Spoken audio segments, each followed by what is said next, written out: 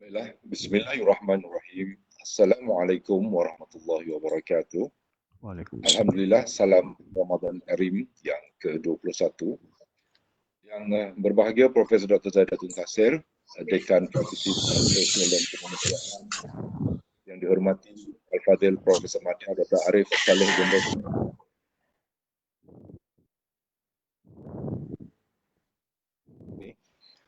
Timbalan-timbalan dekan, para pengurusi, staf fakulti dan juga tetamu-tetamu maya yang dirahmati Allah sekalian.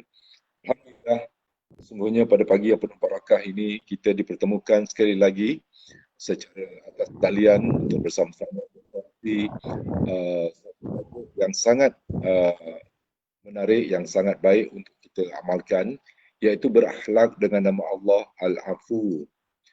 Dan tajuk ini diambil daripada surah Al-Qadr 1 hingga 5 dan tanpa masa, majlis dengan hormat mempersilakan Al-Fadhil Profesor Madya Dr. Arif Saleh bin Rosman untuk memulakan dengan membacakan surah Al-Qadr. Silakan Ustaz.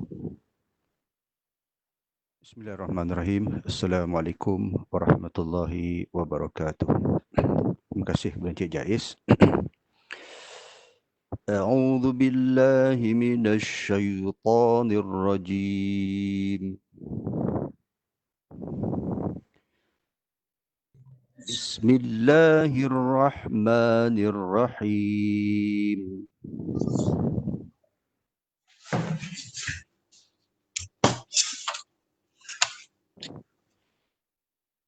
Inna anzalnahu fi lailatul qadr.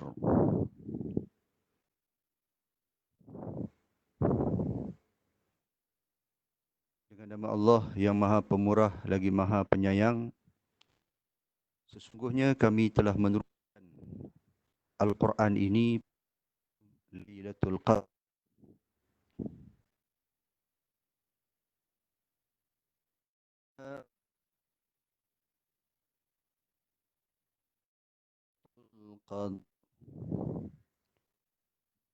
Jalannya engkau dapat tahu apa dia kebesaran malam Lailatul Qadar ini. Lailatul khairum min alfi syahr. Malam Lailatul Qadar lebih baik 1000 bulan. Tanazzalul ruhu fiha bi'izni rabbihim min kulli amr. Pada malam itu turun malaikat dan ruh, yakni malaikat Jibril dengan izin Tuhan mereka, kerana membawa segala perkara yang ditakdirkan berlakunya pada tahun yang berikut. Salamun hiya hatta matla'il fajr. Sejahteralah malam yang berkat itu hingga terbit fajar. Sadaqallahul azim. Sidang hadirin, hadirat, tuan-tuan, puan-puan yang dirahmati oleh Allah Subhanahu wa taala sekalian. Alhamdulillah, bersyukur kita kehadrat Allah Subhanahu wa taala pada pagi Khamis penuh ini bersamaan dengan 21 Ramadan 1441 Hijrah. Kita masih lagi diizinkan oleh Allah Subhanahu wa taala untuk kita meneruskan kehidupan kita di dunia yang sementara ini semata-mata untuk kita beribadah, mengabdikan diri kepada Allah Subhanahu wa taala.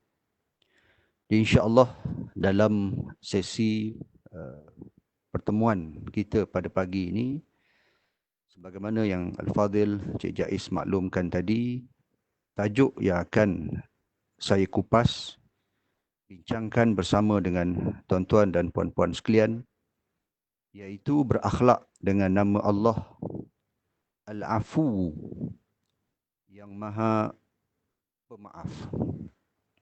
Sidang hadirin hadirat yang dirahmati oleh Allah Subhanahu wa taala sekalian. Apa perkaitan surah Al-Qadar yang kita baca tadi dengan nama Allah Subhanahu wa taala Al-Afu? Merujuk ajarkan oleh Nabi sallallahu alaihi wasallam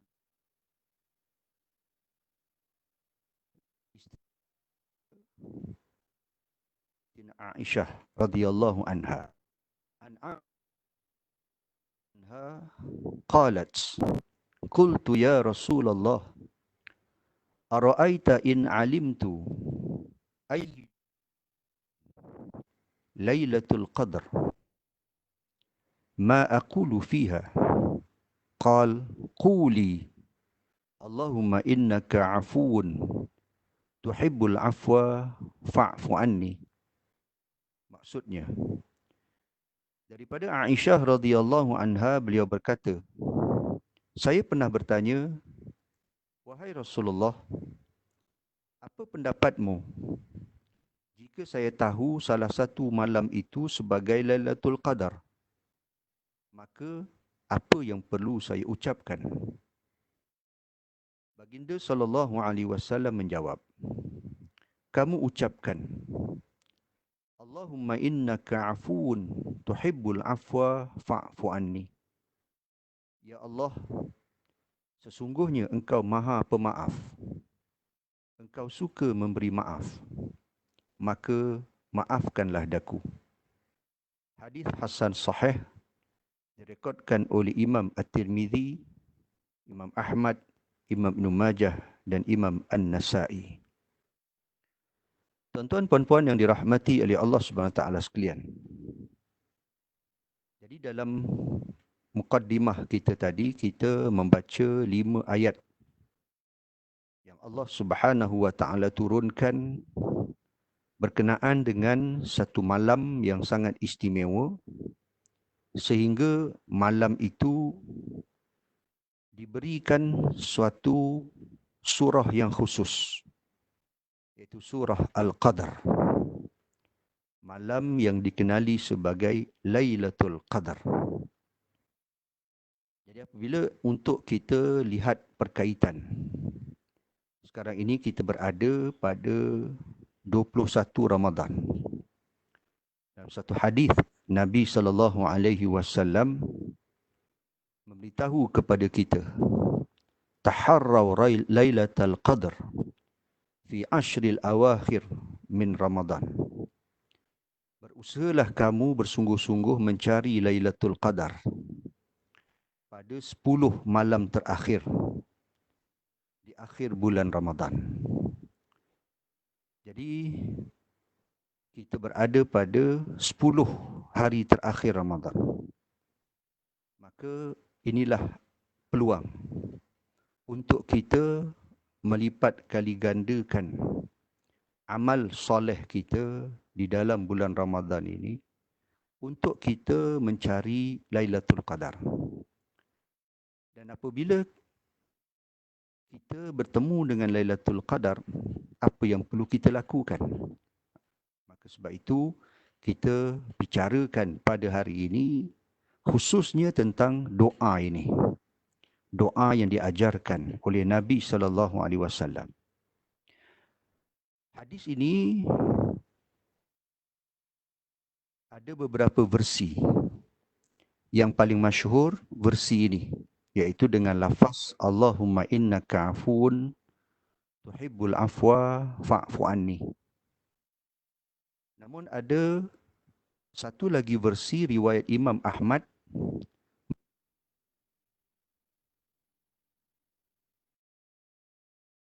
itu ujung disebut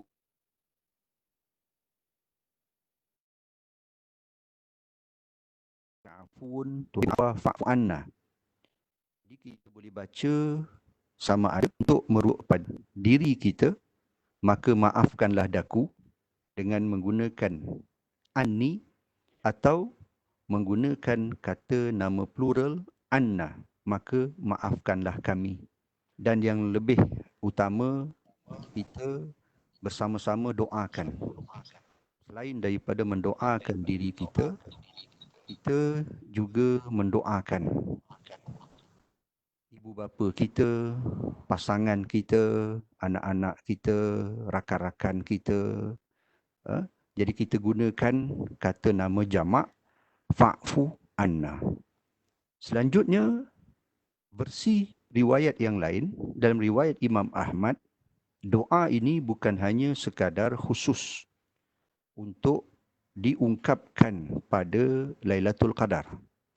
Tetapi dalam riwayat Sayyidina Aisyah radhiyallahu anha juga, di mana dalam riwayat yang lain, riwayat Imam Ahmad, Sayyidina Aisyah bertanya kepada Nabi, jika masuk bulan Ramadan, apakah doa yang perlu saya ucapkan? Maka Nabi SAW juga menjawab dengan doa ini. Allahumma innaka afuun tuhibbul afwa fa'fu anni, atau fa'fu anna. Baik, jadi doa ini diajar oleh Nabi SAW kepada kita. Dan dalam doa ini ada nama Allah dalam susunan Al-Asma' Al-Husna, iaitu Al-Afu. Jadi inilah yang akan kita fokuskan perbincangan kita pada pagi ini, bagaimana untuk kita menghayati nama dan sifat Allah Al-Afu. Tuan-tuan puan-puan yang dirahmati oleh Allah Subhanahu Wa Taala sekalian, nama Allah itu dalam senarai Al-Asma' Al-Husna, salah satunya iaitu Al-Afu, yang diterjemahkan sebagai Tuhan yang Maha Pemaaf. Apa yang dimaksudkan dengan nama Allah Al-Afu?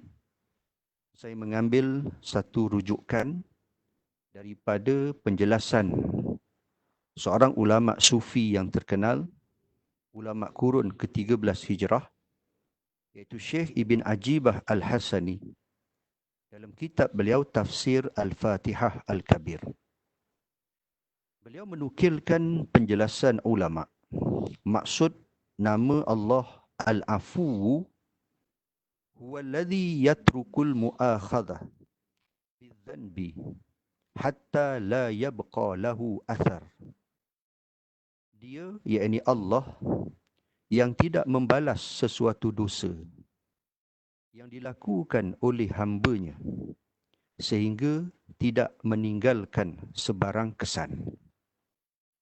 Tuan-tuan puan-puan yang dirahmati oleh Allah Subhanahu Wa Taala sekalian, sebagai perbandingan ringkas, salah satu nama dan sifat Allah di dalam Al-Asma' Al-Husna iaitu Al-Ghafuru. Dan dalam lafaz yang lain Al-Ghaffaru. Al-Ghafur, Allah yang banyak memberi keampunan. Al-Ghaffar, Allah yang suka memberi keampunan. Yang sedang kita bincangkan ini nama Allah Al-Afu, Allah yang Maha Pemaaf. Jadi apa perkaitan antara dua asas nama Allah ini?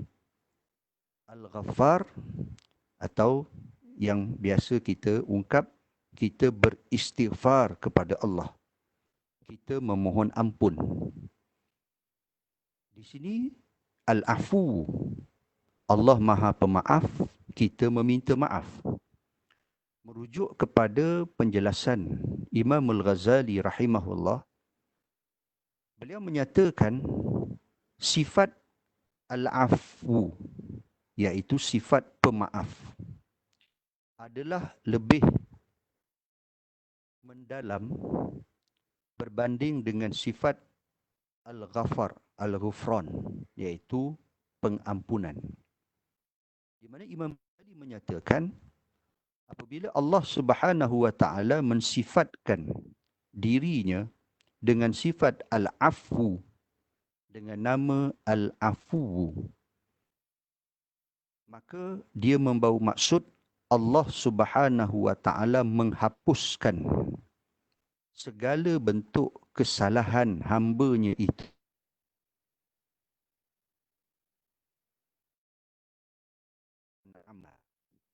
Atau dalam disebut sebagai al-mu, iaitu menghapuskan. Manakala kata nama Allah Al-Ghaffar, Al-Ghafur, dia Maha Pengampun. Al-Ghufran, keampunan itu bermaksud as-sitru, iaitu Allah menyembunyikan. Allah tidak membalas dosa hamba-Nya, Allah sembunyikan dosa hamba-Nya, tetapi dosa itu masih wujud dalam catatan amal.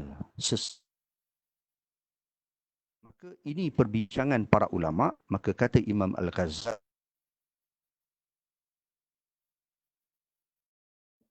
lebih dengan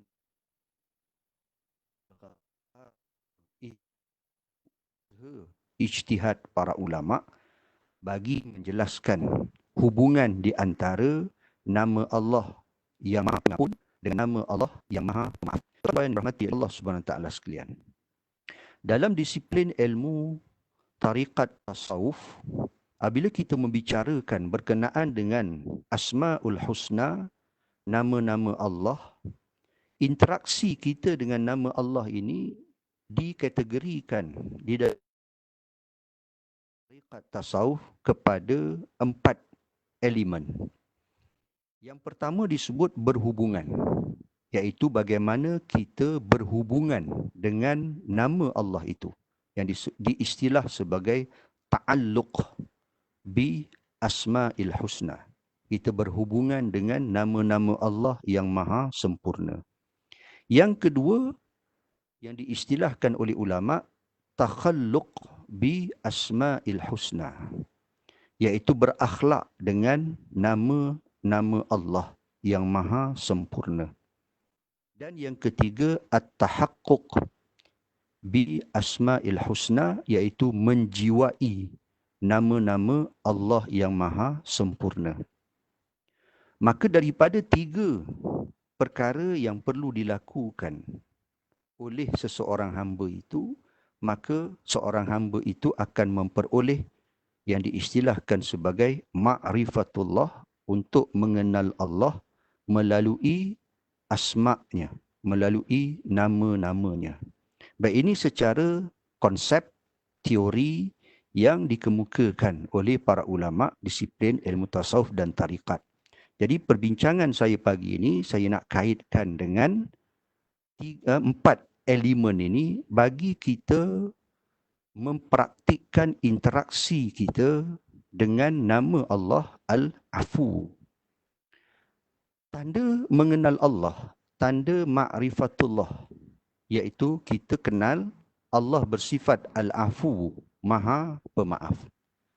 Juga saya rujuk kepada apa yang disebut, dinyatakan oleh Syekh Ibn Ajibah Al-Hasani dalam kitab tafsir beliau, Tafsir Al-Fatihah Al-Kabir. Wa man arafa annahu al-afu la dha bi'afwihi fatalaba afwahu fi kulli ahwalihi wa in azuma dhanbahu. Sesiapa yang mengenal sesungguhnya Allah bernama Al-Afu, iaitu Maha Pemaaf, dia, iaitu hamba yang kenal itu, akan sentiasa berlindung dengan kemaafannya, memohon kemaafannya pada segala hal keadaannya, walau sebesar mana dosanya. Jadi apabila kita berdoa kepada Allah yang diajarkan oleh Nabi SAW, sama ada pada waktu siang atau pada malam bulan Ramadan, Allahumma innaka afuun tuhibbul afwa fa'fu anna. Ya Allah, Engkau Tuhan yang Maha Pemaaf, suka memberi kemaafan, dan maka ampunilah kami. Jadi bagaimana tanda kita benar-benar mengenal Allah Subhanahu wa Ta'ala itu bernama dan bersifat Maha Pemaaf? Tandanya sebagaimana dinyatakan oleh Syekh Ibn Ajibah Al-Hasani, iaitu kita akan yang pertama sentiasa berlindung dengan kemaafan Allah. Ladha bi'afwihi. Perkataan ladha dalam bahasa Arab bermaksud berlindung. Kita sentiasa memohon perlindungan dengan Allah. Allahumma inni a'udzu bi'afwika min sakhatika. Ya Allah, aku memohon dengan kemaafanmu daripada kemurkaanmu. Jadi kita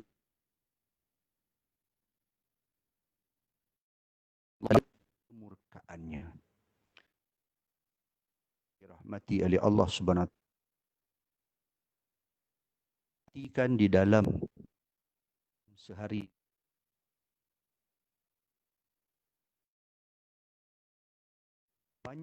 terlalu banyak yang Allah Subhanahu wa Ta'ala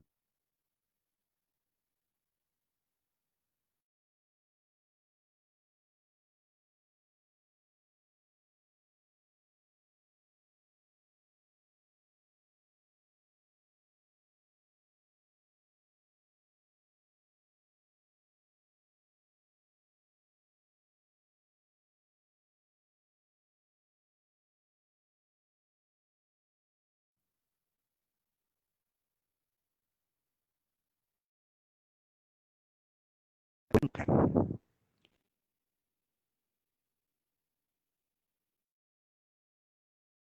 Solat. Kita perhalusi, kita perhati adat solat kita sejauh mana fokus.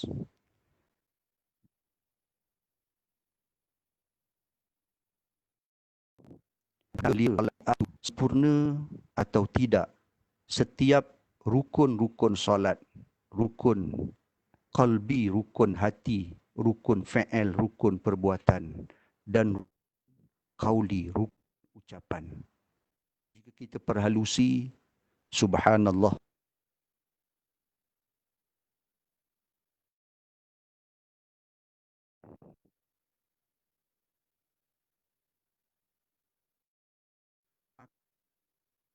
kita ini dihukumkan dosa dan maksiat, sedangkan banyak nikmat yang Allah kurnia kepada kita.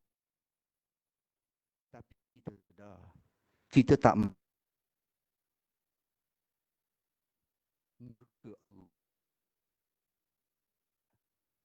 maka itu Allah bersih, maka kita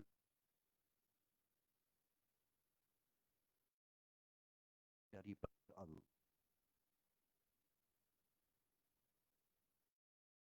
La dha bi'afwihi, berlindung dengan kemaafan Allah. Biasanya tanda seseorang hamba mengenal Allah yang bersifat al-afu, dia akan sentiasa memohon Allah pada segala hal keadaannya, walau sebesar mana dosanya. Allah yang maha baik, Allah yang maha penyayang, mengurniakan kepada hamba-Nya pelbagai nikmat. Dia dah bagi nikmat pada kita, kita dah guna nikmat dia, tapi dalam masa yang sama kita masih engkar kepada perintah dia. Jadi kita minta keampunan, kemaafan daripada Allah. Walau sebesar mana dosa yang kita lakukan, maka seorang hamba wajib sentiasa bersangka baik kepada Allah Subhanahu wa Ta'ala. Allah yang maha pemaaf, suka memberi kemaafan. Allahumma innaka afuwun, ya Allah, engkau maha pemaaf. Tuhibbul afwa, engkau suka memberi kemaafan. Fa'fu anna, maka maafkanlah kami. Tuan-tuan puan-puan yang dirahmati oleh Allah SWT sekalian. Selanjutnya, bagaimana kita berhubungan dengan nama Allah ini? Kata Syekh Ibn Ajibah Al-Hasani, kita berta'alluq hubungan dengan nama Allah Al-Afu, iaitu talabul afwi min maulaka, memohon keampunan daripada Tuhanmu. Sebagai contoh, di dalam surah Al-Baqarah, Allah Subhanahu wa taala berfirman dalam ayat 286. Allah mengajarkan kepada hamba-hambanya doa ini. Rabbana wala tuhammilna ma la taqata lana bih wa'fu anna waghfir lana warhamna anta maulana fansurna 'alal qaumil kafirin. Wahai Tuhan kami, janganlah engkau bebankan kepada kami apa-apa yang tidak kami mampu menanggungnya. Maafkanlah kami, ampunkanlah kami, rahmatilah kami. Sesungguhnya engkaulah pemelihara kami, maka kurniakan kepada kami kemenangan menghadapi kaum yang kafir. Di dalam ayat suratul Baqarah 286 ini, Allah Subhanahu wa taala mengajarkan kepada kita untuk kita mengungkapkan, memohon daripada Allah gandingan 3 sifat Allah Subhanahu wa taala. Sifat suka memberi maaf, sifat suka memberi keampunan, sifat suka memberi kerahmatan. Wa'fu anna waghfir lana warhamna. Tuan-tuan puan-puan yang dirahmati oleh Allah Subhanahu wa taala sekalian. Baik, selanjutnya berakhlak dengan nama Allah Al-Afu. Suka kacau aja ni. Kata Syekh Ibn Ajibah Al-Hasani, bagaimana kita berakhlak dengan nama Allah Al-Afu? Antakuna afwan an zulalil ibad fi kulli halin wa in kana,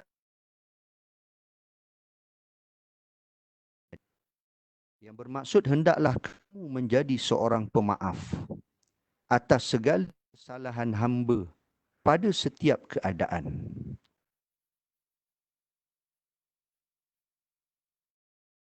Atas kejahilan atau kedegilan. Jadi ini antara fokus kita pada perbincangan ini. Jadi kita nak berakhlak dengan Allah.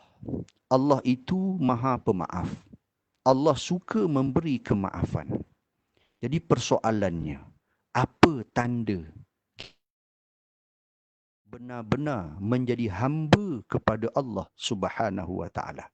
Sebagai seorang hamba kepada Allah, Tuhan yang maha pemaaf, maka sewajibnya kita berakhlak dengan sifat ini. Maka Syekh Ibn Ajibah menyatakan, kamu hendaklah menjadi seorang pemaaf.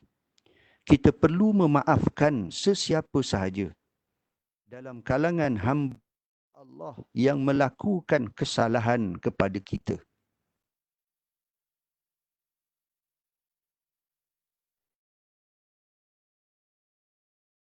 Itu atas dasar kejahilan, iaitu mereka tidak ketahui.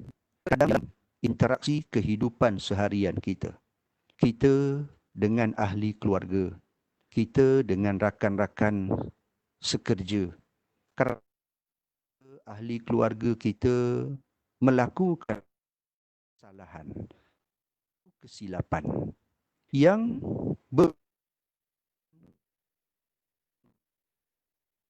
lakukan itu mereka tidak sengajakan. Ini yang dimaksudkan mereka lakukan atas dasar kejahilan. Mereka tidak tahu.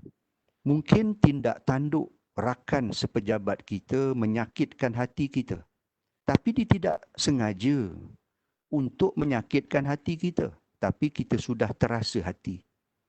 Maka apabila kita memiliki sifat pemaaf, kita akan sentiasa berusaha bersangka baik kepada sesiapa sahaja untuk memberikan kemaafan kepada. Yang kedua, orang yang melakukan kesalahan atau al-ainat. Al-ainat dalam bahasa Arab, dalam bahasa kita, atas dasar kedegilan, iaitu dibuat dengan sengaja. Memang dengan niat untuk menyakitkan kita, menyakitkan hati kita, dengan niat menzalimi kita. Maka kita juga perlu berusaha untuk memberikan kemaafan. Tuan-tuan puan-puan yang dirahmati oleh Allah Subhanahu wa taala sekalian. Selanjutnya kita menjiwai yang disebut dalam disiplin ilmu tasawuf at-tahaqquq, iaitu menjiwai nama Allah Al-Afu. Kata Ibn Ajibah Al-Hasani, an yantabi'a fika makarimul akhlaq hatta ta'fu an man zalamaka wa tasilu man qata'aka wa tu'tiya man haramaka kama amara bihi nabiyuka sallallahu alaihi wasallam. Hendaklah kamu kepribadian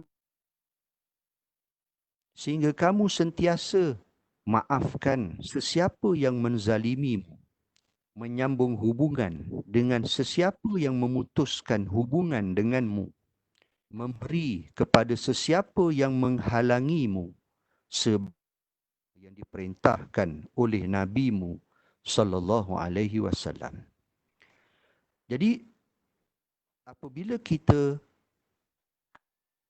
Allah itu bersifat Maha Pemaaf, kita berusaha dengan membanyakkan doa. Kita selanjutnya kita berakhlak, iaitu dengan memberikan suka memberi kemaafan, sehingga sifat itu tertanam di dalam diri kita, sehingga benar-benar kita menjiwai sifat pemaaf yang mempunyai kepribadian akhlak mulia, makarimul akhlak. Sebagaimana Syekh Ibn Ajibah menyatakan, sebagai contoh, kamu sentiasa maafkan sesiapa yang menzalimimu. Memang susah untuk kita maaf orang yang menzalimi kita. Susah untuk kita maafkan orang yang menzalimi ahli keluarga kita. Susah untuk kita maafkan orang yang menzalimi orang yang kita sayangi. Tetapi kita perlu berusaha untuk memulihkan hubungan, sehingga kita mencontohi sifat Nabi Muhammad sallallahu alaihi wasallam. Walaupun orang menzalimi baginda, tetapi Nabi sallallahu alaihi wasallam memaafkan. Kita lihat dalam kehidupan Nabi Muhammad sallallahu alaihi wasallam betapa banyak kejahatan yang dilakukan oleh orang kafir Quraisy terhadap Nabi sallallahu alaihi wasallam. Tetapi Nabi tetap memaafkan dan mendoakan kebaikan. Begitu juga kita menyambung hubungan dengan sesiapa yang memutuskan hubungan dengan kita. Kalau ada orang yang memutuskan silaturahim dengan kita, tidak mahu bertegur sapa dengan kita, marah dengan kita, maka sebagai seorang hamba kepada Allah yang kita kenal, Allah itu Tuhan yang Maha Pemaaf, kita perlu berusaha menyambung kembali hubungan silaturahmi itu. Walaupun orang itu yang membuat masalah dengan kita, tetapi kita perlu menyambung hubungan tersebut. Dan selanjutnya yang ketiga, menjiwai nama Allah Al-Afu, kata Syekh Ibn Ajibah, iaitu kamu memberi kepada sesiapa yang menghalangimu. Jika ada orang yang menghalang kita, tidak mahu memberi sesuatu kepada kita, maka kita jangan balas kejahatan yang mereka lakukan itu dengan kejahatan. Kita seumpama kata Imam Syahid Hasan Al-Banna, jadilah kita umpama pohon pokok. Kita dibaling dengan batu, tetapi kita mengembalikan balingan itu dengan buah yang ranum masak. Kita bayangkan pokok buah yang sudah ranum masak, kita baling batu kepada pokok tu. Kena pada buah yang ada pada pohon tersebut. Tapi pohon itu mengembalikan kepada kita buah yang sudah ranum masak. Maka inilah antara contoh bagaimana untuk kita menjiwai nama Allah Al-Afu. Tuan-tuan puan-puan yang dirahmati oleh Allah SWT sekalian.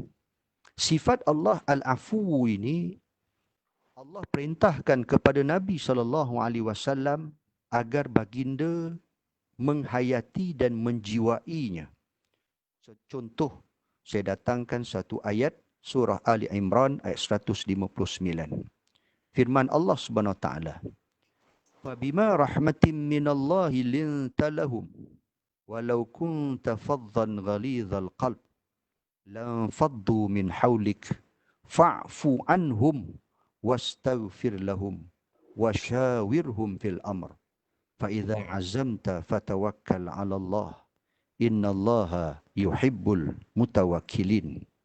Yang bermaksud, maka dengan sebab rahmat yang melimpah daripada Allah kepadamu wahai Muhammad, engkau telah bersikap lemah lembut kepada mereka, yakni sahabat-sahabat dan pengikutmu. Dan jika engkau bersikap kasar, lagi keras hati, tentulah mereka lari daripadamu. Oleh itu, maafkanlah mereka, yakni mengenai kesalahan yang mereka lakukan terhadapmu, dan pohonkanlah ampun bagi mereka, serta bermesyuaratlah dengan mereka dalam urusan itu. Kemudian apabila engkau telah berazam, yakni sesudah bermesyuarat untuk membuat sesuatu, maka bertawakallah kepada Allah. Sesungguhnya Allah mengasihi orang yang bertawakal kepadanya. Tuan-tuan puan-puan yang dirahmati oleh Allah SWT sekalian, dalam ayat ini jelas Allah memerintahkan kepada Nabi, fa'fu anhum, maafkanlah mereka, wastaghfir lahum, mohonkanlah keampunan Allah untuk mereka. Jadi dua perintah Allah, maafkan dan doakan untuk mereka, Allah ampuni segala dosa mereka.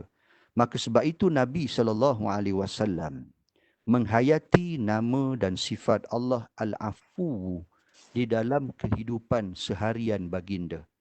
Pernah pada satu hari, ada sekelompok orang kampung datang bertemu dengan Nabi. Wahai Muhammad, sebelum ini kamu datang ke kampung kami berdakwah, mengajak kami masuk Islam. Jadi ahli kampung kami semua telah masuk Islam. Tapi baru-baru ini kampung kami ditimpa kemarau. Binatang-binatang ternakan mati, tumbuh-tumbuhan tidak menjadi. Kami kekurangan bekalan makanan. Wahai Rasulullah, berilah bantuan kepada kami. Aku takut sekiranya orang kampung akan keluar daripada Islam, kembali kepada agama yang kafir kerana tidak tahan dengan ujian ini. Ketika itu, Sayyidina Ali keluar daripada rumah Nabi. Dan Nabi pun lihat wajah Sayyidina Ali, seolah mengisyaratkan sesuatu, mencari ada atau tidak sumber-sumber bekalan makanan untuk membantu orang kampung ni. Tapi tidak ada. Tidak jauh daripada situ ada seorang agamawan Yahudi yang bernama Zaid bin Su'nah. Beliau ini seorang toki korma. Beliau mendengar dialog orang kampung ini dengan Nabi Muhammad. Lalu Zaid bin Su'nah datang mendekati Nabi SAW. Menawarkan kepada Nabi, wahai Muhammad, aku dapat tahu orang kampung ni susah, tak cukup makan. Aku boleh beri pinjam beberapa bakul kurma. Tapi dengan syarat engkau kena bayar balik dalam tempoh sekian-sekian. Nabi SAW bersetuju. Nabi pun berhutang dengan Zaid bin Su'nah beberapa bakul kurma dan kemudian kurma-kurma itu dihadiahkan kepada orang kampung yang dilanda musibah itu. Tidak lama selepas itu, dalam satu majlis mengurus jenazah, seorang sahabat Nabi meninggal dunia. Lalu ketika sedang mengurus jenazah itu, datang Zaid bin Su'nah ini. Menerjah masuk, kemudian memaki hamun Nabi SAW. Dia maki Nabi di hadapan para sahabat yang sedang menguruskan jenazah. Kamu ini seorang manusia yang tak reti bayar hutang. Dia maki hamun, macam-macam dia maki Nabi. Sayyidina Umar marah. Sayyidina Umar hendak memenggal kepala Zaid bin Su'nah ni. Dia dah pegang pedang. Lalu Nabi SAW menghalang Sayyidina Umar. Jangan buat demikian. Sedangkan waktu itu belum sampai tempoh membayar hutang. Bukan Nabi tak nak bayar hutang, tapi tempoh belum sampai. Tapi Zaid bin Su'nah menghina Nabi seolah Nabi tak nak bayar hutang. Kemudian Nabi pun berpesan kepada Sayyidina Umar, wahai Umar, kamu pergi berjumpa dengan si Fulan bin si Fulan. Beritahu kepada dia, aku perlukan beberapa bakul kurma untuk bayar hutang Zaid bin Su'nah ini. Dan kemudian kamu hadiahkan kepada Zaid ini satu bakul kurma tambahan. Sayyidina Umar tanya, kenapa? Kerana tadi engkau marah dia balik. Engkau herdik dia. Engkau nak bunuh dia. Jadi aku nak kita bayar. Jadi kemudian Sayyidina Umar pun bawa Zaid bin Su'nah pergi berjumpa dengan sahabat dimaksudkan dan kemudian dibayarlah hutang Nabi itu dan ada tambahan. Jadi Zaid bin Su'nah kata, hutang Muhammad dengan aku banyak ni. Ni tambahan ini riba. Aku tak nak terima. Jadi Zaid bin Su'nah ni seorang agamawan Yahudi yang faham hukum riba itu haram. Jadi Sayyidina Umar kata, ini perintah daripada Nabi Muhammad. Kenapa? Zaid tanya. Kerana sebagai ganti rugi tadi ketika engkau maki Nabi, aku marah engkau balik.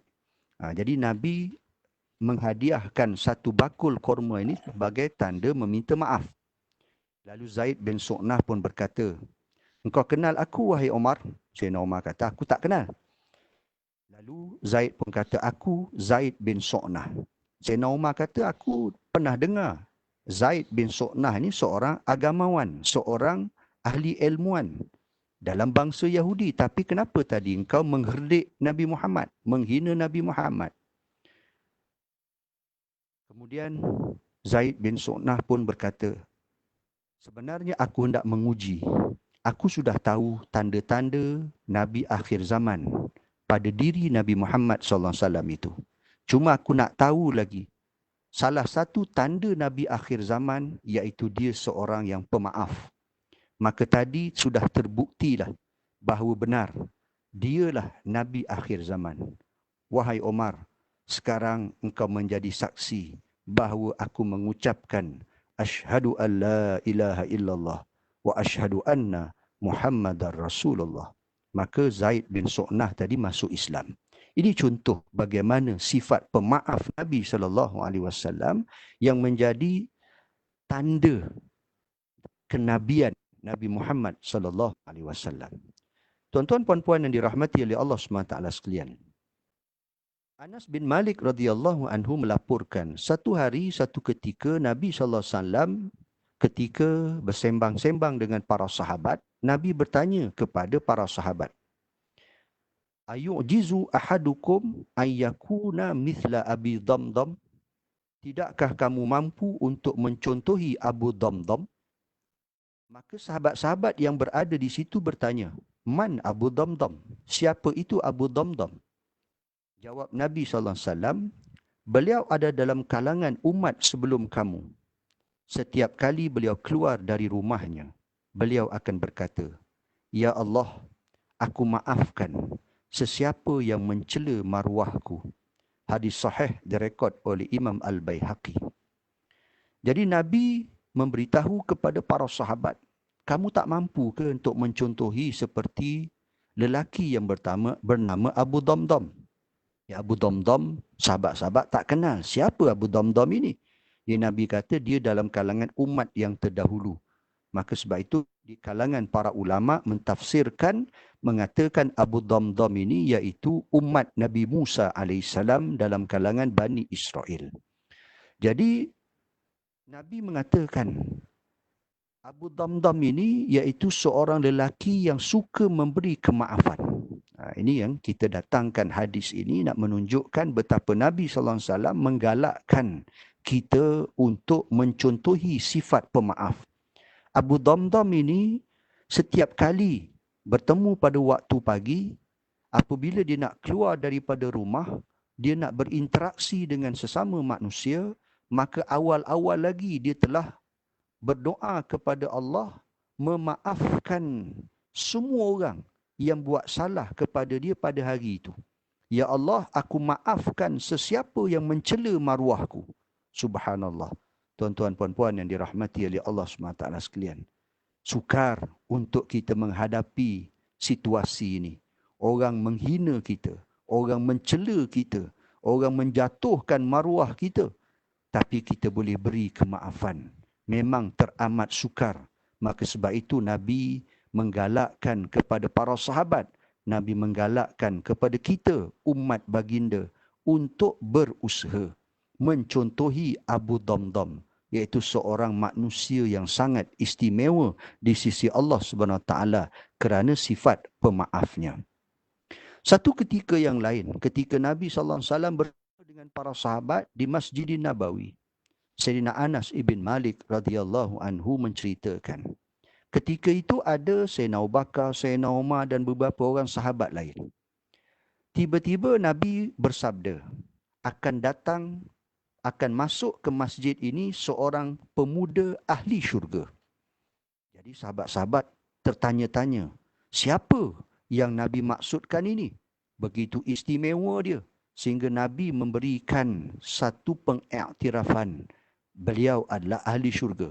Tiba-tiba masuk seorang lelaki yang tidak dikenali dalam kalangan orang Ansar, penduduk asal Madinah. Sedang menjinjit seliparnya di tangan kiri, sedangkan wajahnya sedang basah dengan air wuduk. Kemudian keesokan hari ketika Nabi bersama para sahabat, Nabi berkata lagi, sekejap lagi akan masuk seorang pemuda ahli syurga. Sahabat-sahabat tertunggu siapa pula pada kali ini. Kemudian masuk lelaki yang sama. Hari ketiga pun sama. Lalu Abdullah bin Amr bin Al-As radhiyallahu anhuma, dia nak tahu apa istimewa pemuda ini sehingga 3 hari berturut-turut Nabi mengatakan akan masuk seorang pemuda ahli syurga dan pemuda itu adalah lelaki itu. Lalu Abdullah bin Amr bin Al-As pergi berjumpa dengan lelaki tersebut, memberitahu, minta izin untuk bermalam di rumah lelaki itu selama 3 malam. Abdullah bin Amr bin Al-As membuat helah. Dia kata, aku ada masalah dengan bapa aku, ada sedikit salah faham, jadi aku nak duduk rumah kamu menumpang 3 malam. Boleh? Lelaki itu benarkan. Tujuan Abdullah bin Amr bin Al-As adalah untuk melihat apa amal soleh istimewa yang dilakukan oleh lelaki ini. Jadi pada malam yang pertama, Abdullah pun bangkit untuk qiyamul lail. Bila dia bangkit, tengok lelaki tadi masih tidur. Dah hujung-hujung nak masuk, sebelum masuk subuh baru dia bangun, solat sunat 2-3 rakaat yang ringkas. Kemudian keesokan hari, tak puasa sunat pun macam biasa. Malam kedua pun sama. Malam ketiga pun sama. Lalu pada hari ketiga, Abdullah bin Amr bin Al-As pun menerangkan, sebenarnya aku tak ada masalah dengan bapa aku. Tapi aku tujuan nak bermalam di rumah kamu ni, aku nak tahu apa istimewanya amalan yang kamu lakukan. Kerana sebelum ini Nabi memberitahu kamu adalah penghuni syurga Allah Subhanahu Wa Taala. Maka lelaki ini pun menjawab, aku tidak ada apa-apa amalan yang hebat seperti kamu semua. Aku tidak mampu menghidupkan sepanjang malam dengan beribadah. Aku tak mampu untuk membaca Quran sepanjang masa seperti kamu. Aku tak mampu memperbanyakkan puasa sunat seperti kamu.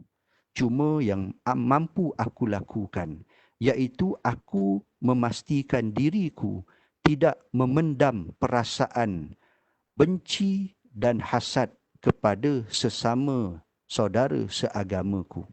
Dan aku suka memaafkan sesiapa yang melakukan kesalahan kepadaku.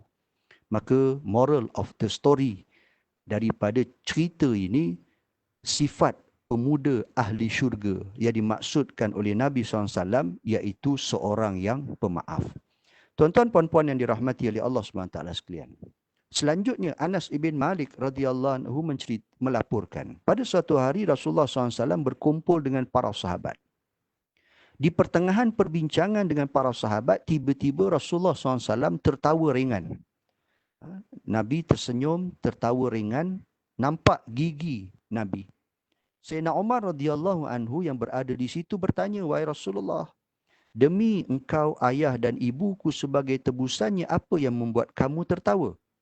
Lalu Rasulullah SAW pun menjawab, "Aku diberitahu malaikat bahawa pada hari kiamat nanti ada dua orang yang duduk bersimpuh sambil menundukkan kepala mereka di hadapan Allah. Salah seorang mengadu kepada Allah sambil berkata, 'Ya Rabb, ambilkan kebaikan daripada orang ini untukku, kerana dulu dia pernah berbuat zalim kepadaku.'" Nabi beritahu tadi malaikat datang, beritahu ada dua orang menghadap Allah di padang mahsyar kelak, menuntut hak masing-masing. Jadi lelaki pertama menuntut daripada Allah, minta pahala daripada lelaki kedua. Sebab apa? Sebab lelaki yang kedua itu pernah menzaliminya ketika hidup di dunia. Bayar balik, tuntut balik hak dia. Allah Subhanahu wa taala berfirman, "Bagaimana mungkin aku mengambil kebaikan saudaramu ini, kerana tidak ada kebaikan dalam dirinya sedikit pun." Allah menjelaskan dia sudah habis pahala. Sebab semua orang telah menuntut daripadanya.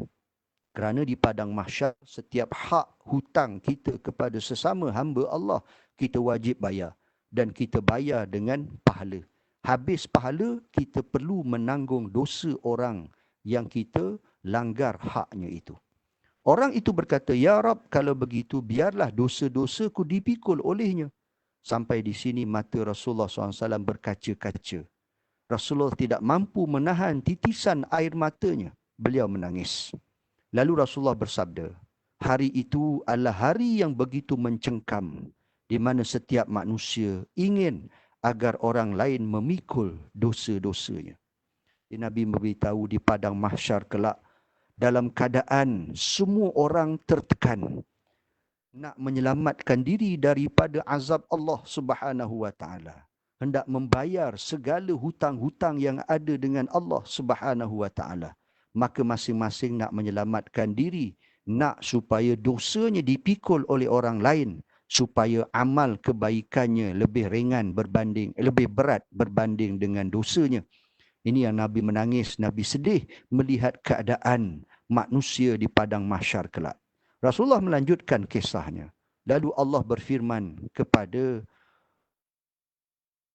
orang yang mengadu tadi, "Sekarang angkat kepalamu."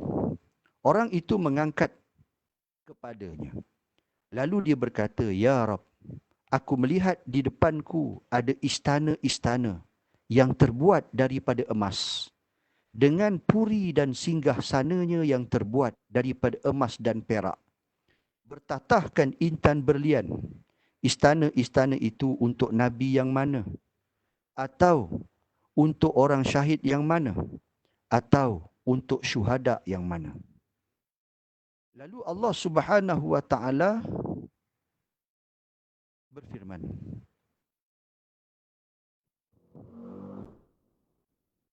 "Istana itu diberikan kepada orang yang mampu membayar harganya."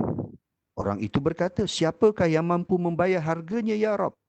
Allah berfirman, "Engkau mampu membayar harganya." Ya, bila lelaki ni tengok di hadapan dia, nampak dalam syurga istana yang tersergam indah, diperbuat daripada emas dan perak, bertatahkan berlian, puri singgah sana yang tersergam indah. Tanya, ni istana siapa ya Allah? Nabi mana? Para syuhada mana? Para siddiqin yang mana? Allah kata, istana itu bukan milik Nabi, bukan milik para syuhada, bukan milik para siddiqin, tapi milik orang yang mampu membayar. Jadi lelaki ni tanya, siapa mampu nak bayar? Nak beli rumah istana yang begitu tersergam indah dalam syurga pula tu. Lalu Allah mengatakan, engkau mampu membayarnya. Lelaki ini pun terpinga-pinga sambil berkata, dengan cara apa aku membayarnya ya Rab? Allah berfirman, caranya engkau maafkan saudaramu yang duduk di sebelahmu yang kau adukan kezalimannya kepadaku.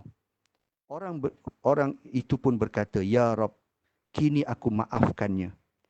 Allah berfirman, kalau begitu, pimpin tangan saudaramu itu dan ajak dia masuk syurga bersamamu. Jadi inilah kelebihan orang yang sifat pemaaf. Disediakan istana di dalam syurga kelak. Lalu setelah selesai menceritakan kisah ini, Rasulullah SAW bersabda, bertakwalah kalian kepada Allah dan hendaklah kalian saling berdamai dan memaafkan. Sesungguhnya Allah mendamaikan permasalahan yang terjadi antara kaum muslimin. Hadis sahih direkodkan oleh Imam Al-Hakim dalam kitab Al-Mustadrak. Tuan-tuan, puan-puan yang dirahmati oleh Allah SWT sekalian, buat akhirnya bicara kita pada pagi ini, kita menutup dengan satu hadis Nabi SAW, hadis sahih diriwayatkan oleh Sayyidina Aisyah radhiyallahu anha, yang direkodkan oleh Imam As-Suyuti, bahawa seorang ketua itu tersilap memberi kemaafan adalah lebih baik daripada dia tersilap memberi hukuman. Ini adalah peringatan Nabi SAW kepada kita semua, kerana semua dalam kalangan kita adalah ketua, di bawah kita ada orang bawahan kita. Lebih baik kita tersilap memberi maaf daripada kita tersilap memberi hukuman. Wallahu a'lam. Aqulu qawli hadha wa astaghfirullahal azim li wa lakum wa billahi taufiq wal hidayah. Assalamualaikum warahmatullahi wabarakatuh. Alhamdulillah. Waalaikumsalam warahmatullahi wabarakatuh. Terima kasih kepada Al-Fadhil Profesor Madar Dr. Arif atas perkongsian Al-Afu yang begitu syarat, yang begitu padat untuk kita jadikan tauladan, menambahkan fikiran yang baik untuk menjadi orang lain, insan yang lebih baik. Baiklah tuan-tuan dan puan-puan, sebenarnya majlis pada pagi ini akan diteruskan dengan sedikit lagi, iaitu bacaan ulangan surah Al-Qadr ayat 1 hingga 5 yang akan dibacakan oleh kori-kori jemputan. Telah pun bersiap sedia sedari tadi. Itu kami persilakan Encik Muhammad Airul Nizam bin Cholek untuk membacakan surah Al-Qadr. Silakan Nizam. Bismillahirrahmanirrahim. Assalamualaikum. Assalamualaikum. Bismillahirrahmanirrahim. Inna anzalnahu fi lailatul qadr. Wa ma adraka ma lailatul qadr. Lailatul qadri khairum min alfi syahr. Lailatul qadri khairum min alfi syahrin. Tanazzalul malaikatu war-ruhu fiha biizni rabbihim min kulli amr. Salamun hiya hatta matla'il fajr. Allahul Azim. Allahul Azim. Terima kasih saudara Muhammad Airul Nizam. Qari kedua dipersilakan Encik Samsul Rizal Abdul Syukur. A'udzubillahi minasyaitonir rajim. Bismillahirrahmanirrahim. Inna anzalnahu fi lailatul qadr. Wa ma adraka ma lailatul qadr. Lailatul qadri khairum min alfi syahr. Tanazzalul malaikatu war-ruhu fiha biizni rabbihim min kulli amr. Salamun hiya hatta matla'il fajr. Sadaqallahul azim. Barakallahu azim. Terima kasih Encik Samsul Rizal dan qari terakhir dipersilakan Encik Muhammad Firdaus bin Abu Bakar. Assalamualaikum semua. A'udzu billahi minasyaitonir rajim. Bismillahirrahmanirrahim. Inna anzalnahu fi lailatul qadar. Wa ma adraka ma lailatul qadar. Lailatul qadri khairum min alfi syahr. تنزل الملائكة والروح فيها بإذن ربهم من كل أمر سلام هي حتى مطلع الفجر صدق الله العظيم. Barakallahu azim. Dan saya akan bacakan terjemahannya semula. Dengan nama Allah yang Maha Pemurah lagi Maha Mengasihani. Sesungguhnya kami telah menurunkan Al-Quran ini pada malam Lailatul Qadar. Dan apa jalannya engkau dapat mengetahui apa dia kebesaran malam Lailatul Qadar itu? Malam Lailatul Qadar lebih baik daripada 1000 bulan. Pada malam itu turun malaikat dan Jibril dengan izin Tuhan mereka kerana membawa segala perkara yang ditakdirkan berlakunya pada tahun yang berikut. Sejahteralah malam yang berkat itu hingga terbit fajar. Sadaqallahu azim. Baiklah tuan-tuan dan puan-puan, demikianlah tadi bacaan qari para qari undangan untuk surah Al-Qadr yang telah pun dikupas begitu dalam, begitu detail, begitu syarat dengan ilmu dan juga didikan hati yang boleh menjadikan kita seorang yang memaafkan dan menjadikan orang yang sedia dimaafkan. Jadi sebelum mengakhiri majlis dibuka sekiranya ada para tetamu, rakan-rakan yang ingin bertanya kepada Ustaz Dr. Arif, silakan kalau ada pertanyaan.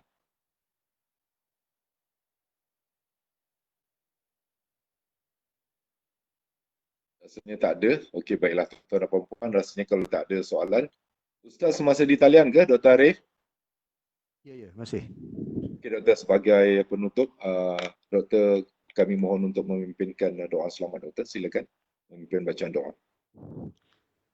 بسم الله الرحمن الرحيم الحمد لله رب العالمين حمد الحامدين حمد الشاكرين حمدا يوافي نعمه ويكافئ مزيده يا ربنا لك الحمد كما ينبغي لجلال وجهك الكريم وعظيم سلطانك اللهم صل على سيدنا محمد طب القلوب ودوائها وعافية الأبدان وشفائها ونور الأبصار وضيائها وعلى آله وصحبه وبارك وسلم اللهم إنا على ذكرك وشكرك وحسن عبادتك ربنا ظلمنا أنفسنا وإن لم تغفر لنا وترحمنا لنكونن من الخاسرين بارك اللهم لنا في شهر رمضان بارك اللهم لنا في شهر رمضان بارك اللهم لنا في شهر رمضان اللهم إنا نسألك رضاك والجنة ونعوذ بك من سخطك والنار اللهم إنك عفو كريم تحب العفو فاعف عنا اللهم إنك عفو تحب العفو فاعف عنا اللهم إنك عفو تحب العفو فاعف عنا ربنا آتنا في الدنيا حسنة وفي الآخرة حسنة وقنا عذاب النار وصلى الله على سيدنا محمد وعلى آله وصحبه وبارك وسلم سبحان ربك رب العزة عما يصفون وسلام على المرسلين والحمد لله رب العالمين. Alhamdulillah. Amin, amin ya rabbal alamin. Terima kasih kepada Al-Fadhil Profesor Mahathir Dr. Arif atas pimpinan bacaan doa selamat itu tadi. Mudah-mudahan doa kita diterima dan dimakbulkan oleh Allah Subhanahu Wa Taala semasa bulan yang sangat barakah ini, Ramadan Karim, dan melewati 10 malam yang terakhir untuk kita terus mengisi malam-malam itu dengan segala macam amal ibadah. InsyaAllah. Terima kasih sekali lagi kepada semua yang hadir. Terima kasih kepada Encik Airul selaku penyelaras program. Dan mudah-mudahan kita mendapat sedikit sebanyak keberkatan daripada program pada pagi ini dan menjadi insan yang lebih baik pada hari esok dan hari esoknya, insyaAllah. Semoga dipertemukan di lain masa dan ketika. Untuk itu sekian, wabillahi taufiq wal hidayah.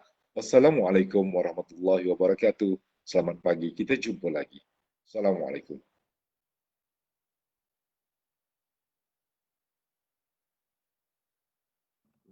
Terima kasih Ustaz Arif. Terima kasih Cik Jais. Terima kasih. Sama.